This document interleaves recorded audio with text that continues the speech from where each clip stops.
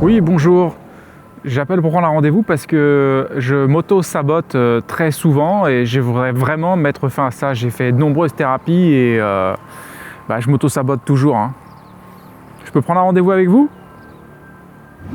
Je m'appelle Frédéric Vincent, je suis créateur du Zéro Mental, spécialiste du changement rapide et expert en déshypnose.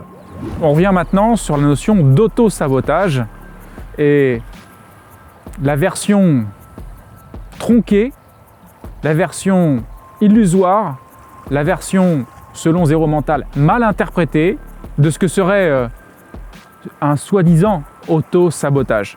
Alors bien souvent, qu'est-ce qui se passe? C'est une personne qui veut changer et qui n'arrive pas à changer et qui se dit ou qui a les conclusions de son hypnothérapeute ou son psy ou son coach qui lui dit tu t'auto-sabotes. Selon Zéro Mental, c'est une grave erreur de considérer les choses comme ça parce que c'est potentiellement une façon de les figer. Je m'auto-sabote. Poser un je, poser une identité dans cette notion d'auto-sabotage. Si on regarde bien, il n'y a aucun je qui auto-sabote. C'est juste une partie mentale qui pose pour l'instant un problème. Il y a une grande différence entre je m'auto-sabote et il y a une partie mentale qui pour l'instant bloque ma transformation. En termes de perception, ça change énormément de choses et le rapport même à cet élément mental que tu vas pouvoir transformer. Qu'est-ce qui fait qu'il ne se transforme pas pour l'instant?